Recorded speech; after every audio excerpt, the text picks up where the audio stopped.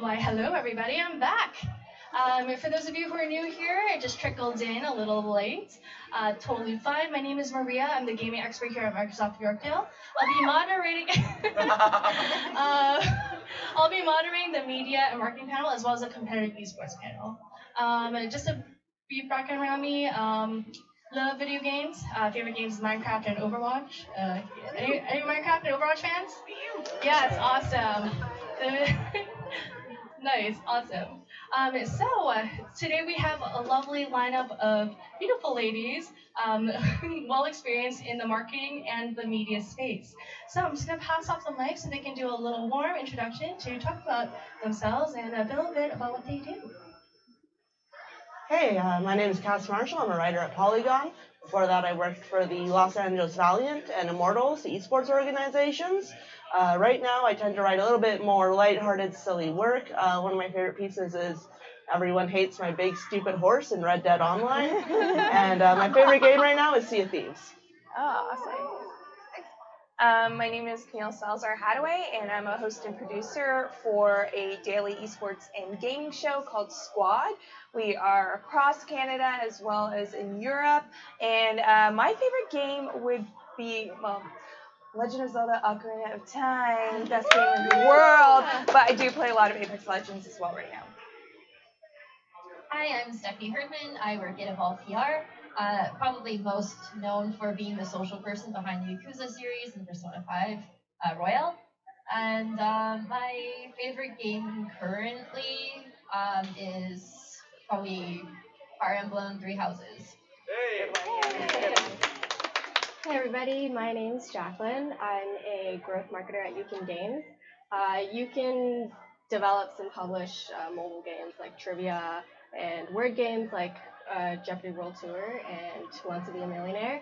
I basically advertise our games on digital platforms like Facebook and Google. My favorite game right now is Dota Underlords. It's an auto battler. Amazing. Thank you so much for introducing yourselves. So just to kick off our first question, I just want to learn a little bit more about you. What is it about a career in gaming that you're most passionate about? I think what I'm most passionate about with a career in gaming is that right now, I think gaming has been more social than ever. When I first started playing, I had consoles, I had an N64 at home. Eventually I moved into Blizzard games. I was playing StarCraft, Brood War, on Battle.net, where we had, very primitive chat technology compared to where we are now. And now, my brother lives across the country, but we go mountain biking in Grand Theft Auto, we go horseback riding in Red Dead. I've made a ton of friends online, and I think it's an amazing space because everyone is able to connect with someone over a game or a genre or a community, and I think that's a really awesome space to be in right now. Yeah, that's awesome. My favorite thing about my job is getting out to go to these events, meet people in the community. That's kind of like what drove me into getting into gaming in the first place, and then meeting people in esports and seeing that perspective. It's just really the connections that I get to make comparable to nothing else. For me, it's a lot of I've always wanted to work in something that I'm passionate about, because if you're passionate about something, you throw your all into it. And then that kind of reflects back in the people receiving materials, especially when you're doing social media. And really, it's the passion for me and wanting to do something that I'm passionate about, but then also receiving the passion from the fans in the community. For me, it's being a part of a company that makes games that bring people joy. So whether it be like a few minutes of their day or like being a part of their every morning commute, just knowing that our games can connect people around the world and like make them happy, I think that's the best part of my job. It's good to hear that you're very passionate about your careers and the gaming space. I mean, being a gamer yourself, it seems like it must be a dream to work in this space. For those people who are out there who might be discovering themselves and might want to pursue a career in gaming, just out of curiosity, could you share a story of how you even got started into writing or marketing or hosting? So I actually went to York University, and I started working a marketing job. So I was doing things like, if you're into buying a new brewing keg, I would write that little product description, which was kind of a little less social and a little bit less fun for me. I ended up getting pneumonia, actually, and I got laid off in about the same month. So that was a really rough time. And my doctor was like, well, you don't commute, but you're working from home. And since I'm working from home, I already had these connections I was passionate about, these things I wanted to get down on paper. And thanks to some connections and a lot of luck, I was able to start writing for PC Gamer, Red Bull, and from there sort of build up. And so I was very lucky to have people who were able to support me. And that's why I think events like this are so important, so we can all meet each other and build those connections. Yeah, very similar to Cass. I actually was working, well, in high school and university. I was working at one of the big 5 financial banks, and I had the opportunity to actually move up while working part-time and going to school, but gaming was always my passion, was always something that I wanted to explore, but didn't know how because there wasn't really a Canadian or Torontonian infrastructure for how you make that happen.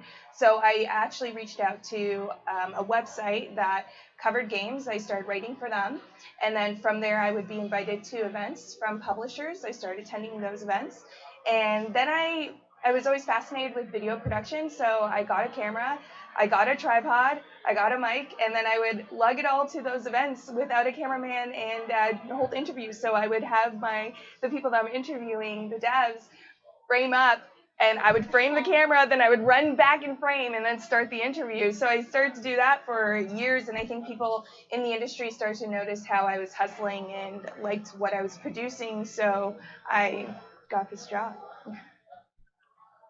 Yeah, for me, I got kind of lucky for a lot of different reasons. I worked previously at an agency which I basically did the exact same role that I'm doing now, in which I was brought on to learn and do social media work, and they didn't have anyone that was doing that, and they were looking to grow that part of the business. And then right around the time when I was just really sick of working there, Evolve opened up a position, and it was the exact same thing. I was looking for someone to come on and do social media community and grow that department. So I just had very comparable skills, even if it wasn't in gaming. Gaming was my hobby, and I could show all of these, like, yeah, I'm into gaming because I'm doing my own streams, and I'm doing like all these other things with I'm doing YouTube videos and all these other things on the side as my passion. But for my skills, those are my work and professional skills. So it's just like a really good meld of the two. Yeah, for me, it was a bit of luck as well. My background is actually in accounting. I never actually would have imagined that I would move into marketing or even gaming. And I never considered myself a gamer before. I would play a bit of Need for Speed or like 2048 on my phone, but I wasn't much of a gamer until a friend that worked at Yukon, he actually works at Ready Games now, he introduced me to Yukon Games, and it was eye-opening because I didn't think that I would have an opportunity to work in a fun company. I always thought my future as an accountant would just be not fun, working at a bank, really boring corporate job. So I was really lucky to be introduced into Yukon Games and to be able to work there. Amazing. It's great that you have such a wide variety of ways. Well, all you speakers have your own path of how you got to where you are today. Could you share with us the most exciting campaign or project that you worked on? So for me, the most exciting thing I've worked on is I was working with the Los Angeles Valiant, and I was booting up their Discord server for the first time. And so for me, it was a big thing of like striking the tone. Who are we as a team? You know, what are we? Who do we want in our Discord? Who are we trying to appeal to? How do we get that out for weekly matches and for off days and for big losses? So for me, a lot of it was like getting to define this voice. And I think in esports and in gaming, a lot of people kind of skew towards a male voice. You know, they have to come across as a little more badass or a little more typical. And for me, I had a lot of fun in having this joyous, accepting, setting a tone that was a little different, that was a little more, I thought, inclusive, and figuring that out and sort of tweaking it live as we had more people come in and more matches went on and our team story developed. That's a loaded question. I feel like everything I do is so exciting. I'm sorry to brag. But for me, I actually was able to work on a Xbox campaign for Sea of Thieves, and they flew me and a few friends out to Nova Scotia, where we were trying to see who could be more pirate between our group and a group of fishermen who were scary. They were very piratey. So that was pretty fun, but like a personal place in my heart, I would have to say my first E3 ever, because growing up, I like would read so much stories about E3 and dream about being there. So finally being able to be there on my own and have to produce all that content by myself and figure out what I was doing was kind of intimidating, but also very rewarding at the same time. For me, it's kind of been getting into the Yakuza series. That's just been something that a lot of people in our team are really passionate about, and I kind of didn't really know what it was. And I started playing it, and we've just been having a lot of fun with the account, and we've really seen the community respond to it as well. And yeah, just seeing them having fun with it, me having fun with it. I don't have anything in particular other than I remember one of the very first posts that we did for them was just a picture of a bike, and we're like, name a more iconic weapon, which will make sense to no one if you've not played a Yakuza game.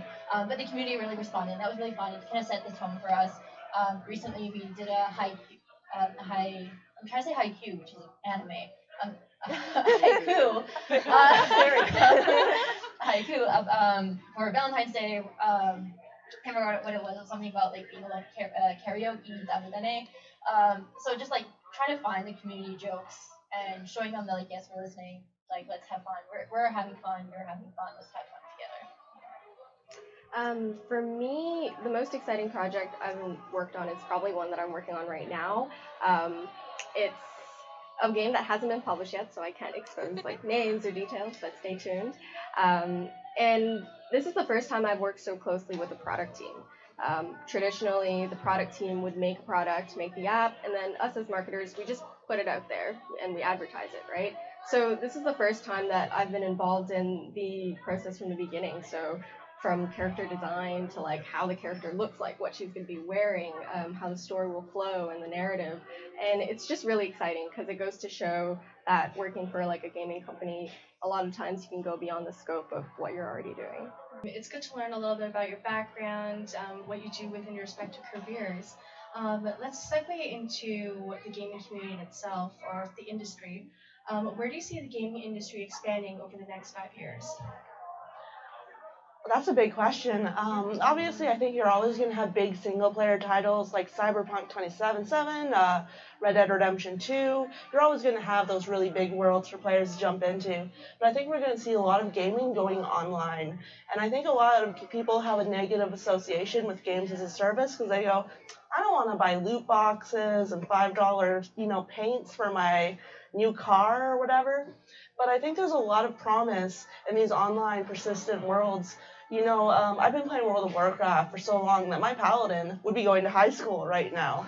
And I've made so many friends. And the technology has come so far as well. Like, if you compare World of Warcraft to Red Dead Online, or if you compare it to Warframe, there's something out there for everyone right now. And I think these persistent worlds have a lot of value. I think they have a lot of room for developers to experiment.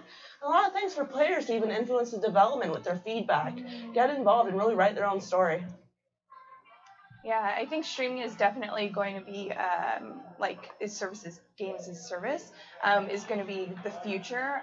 I would like to see actually how games and their developer team integrate streaming into how a game progresses. I think that's something that we will definitely see in the future. It's just how that would work. I don't know. Also, next Xbox, let's figure out.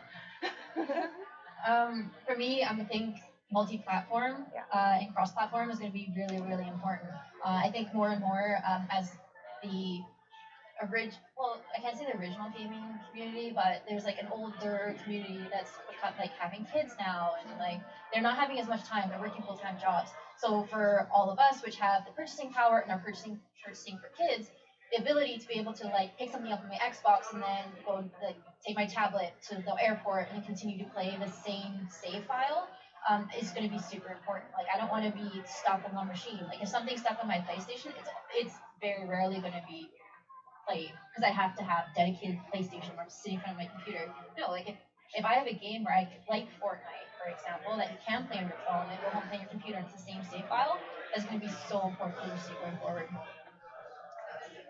For the mobile space especially, I think as phones and tech gets better, there's probably going to be a lot more AAA titles like Call of Duty on mobile. Like there's always going to be a lot of Match 3 and Bubble Pop titles on phones, but that market is becoming so saturated. So I think the importance of working with brands like intellectual property is going to become really big. Like match 3 in Harry Potter or match 3 in Avengers. I think that's going to continue to grow to differentiate themselves.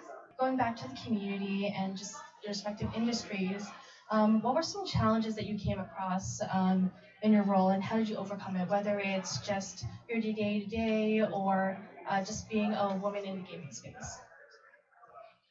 I think for me, a big part of it was learning how to be fearless. You know, everyone says from the time you're a little kid, be yourself, but no one really says how to do that. And so, especially online, there are always people who are going to be negative. I think we've all joined a game of Overwatch or something. Some guy just goes, noob, picks Genji, and leaves immediately. You know, there's always going to be that white noise of people who are just negative, people who will never accept anything. And that can be really intimidating because those people tend to be the loudest. And I think, first of all, you have to remember there are countless people out there who are just watching and giving like a silent thumbs up, you know? They like your stuff. They like your work. They don't want to comment, but, you know, they're just silently appreciating it.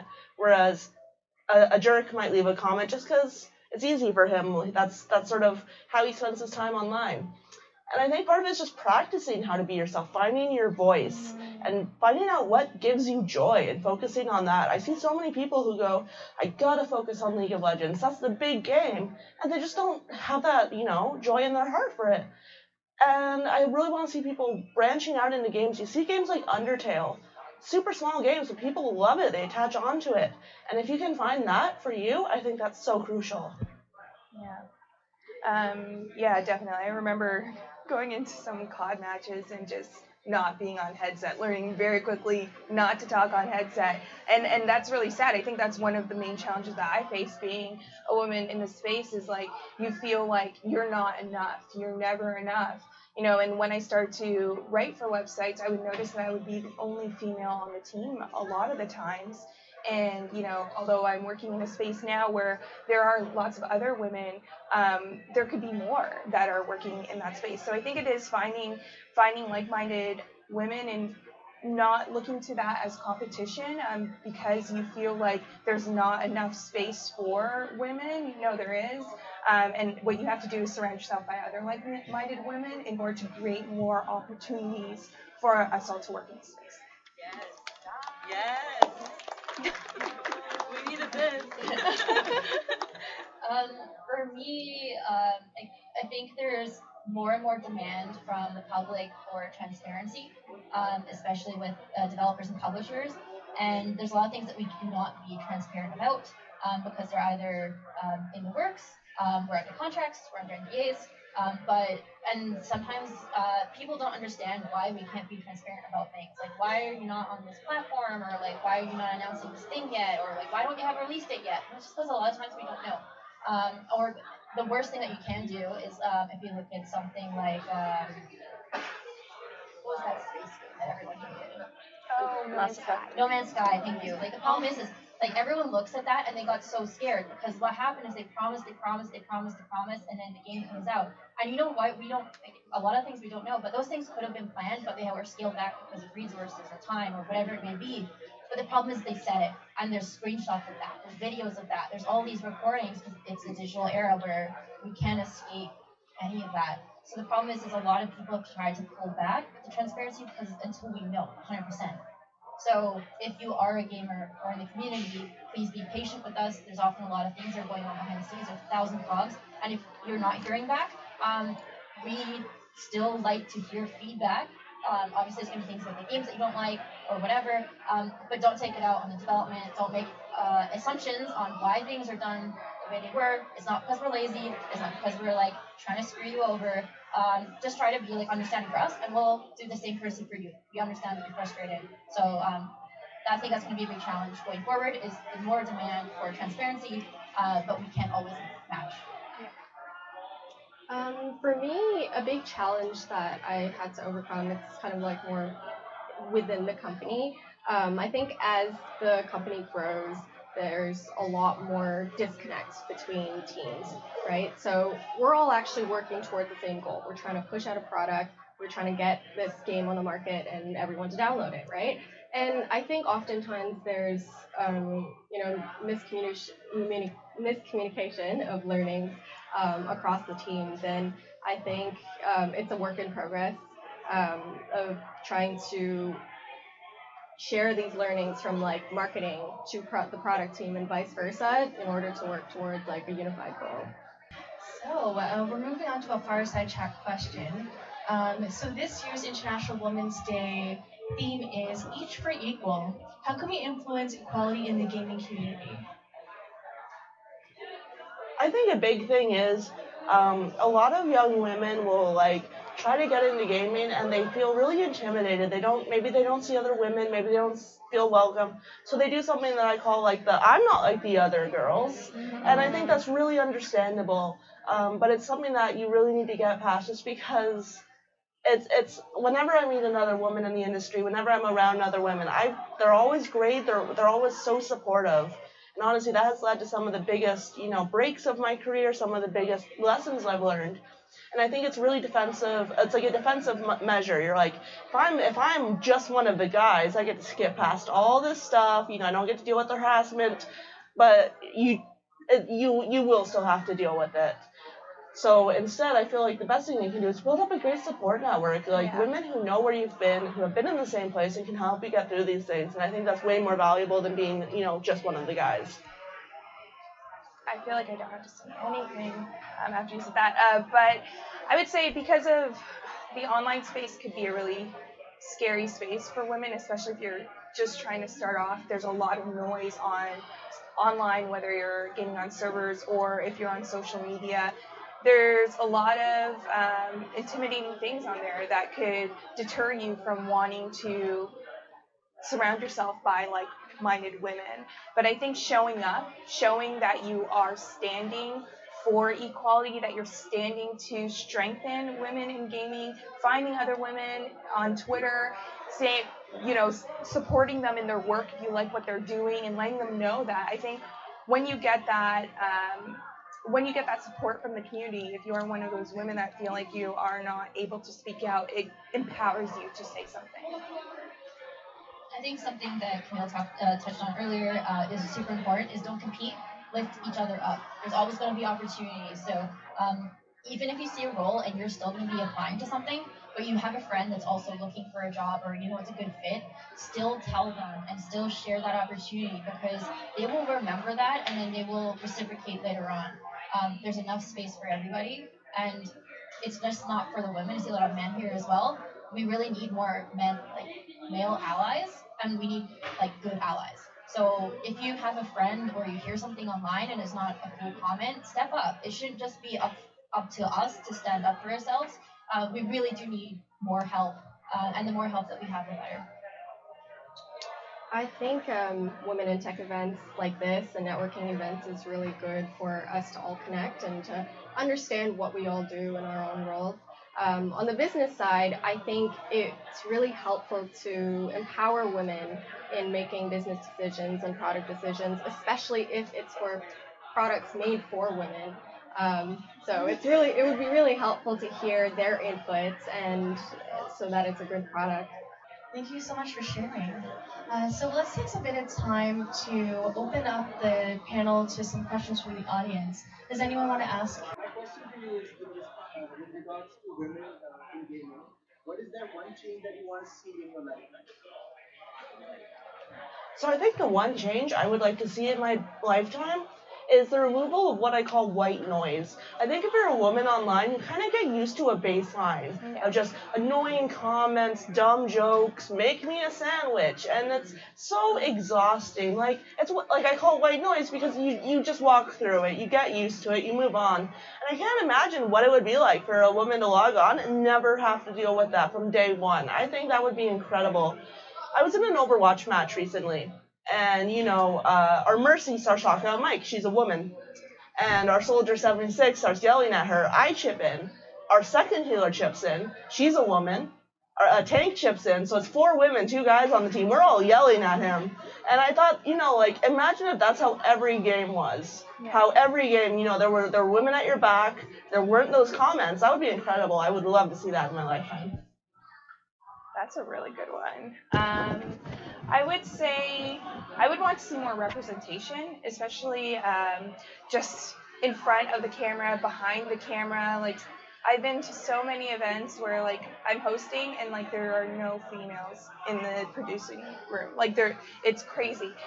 So I would like to see more representation on all accounts in gaming, especially in esports events. Like casters outside of like the FGC, like they're first-person shooters. Come on, do better. You can do better. There is room. So I think that's definitely something I'd want to see.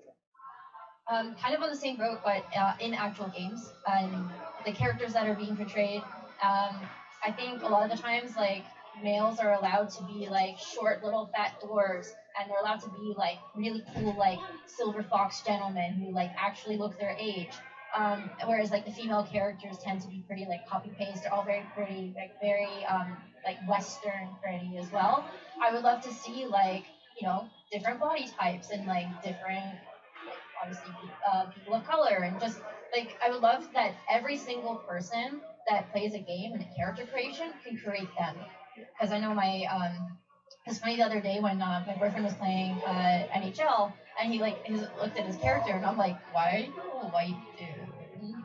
For background, my boyfriend's Korean Canadian. He's like, there's no way I can make my features in NHL. This is NHL like 2019. It's not like an old NHL. I would love that every single person, no matter how you look, you can make your character.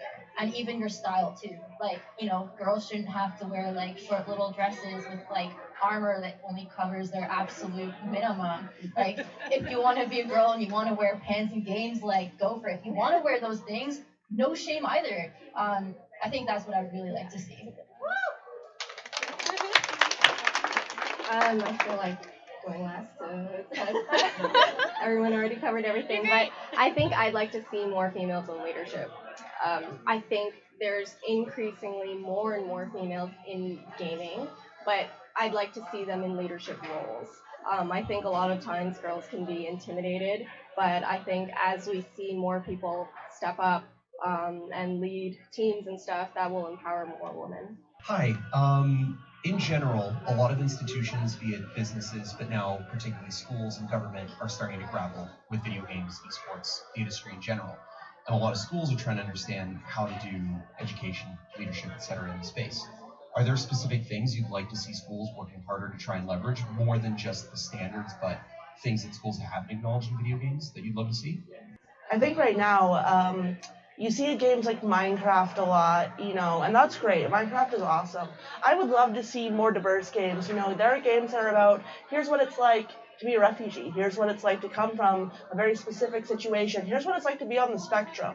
And I think that's really awesome. Stuff like Minecraft, or, even like Oregon Trail or whatever, that's awesome. But I love to see more individual experiences that you may never get to really get otherwise. And to convey that through a really empathy-based medium, I think would be great. It's schools, right? Like, what schools could do more? I would want to see schools advertising for their esports programs with more more diversity. There's a lot of advertisement out there that you just see a white male kid playing a game with headset, looking very aggressive.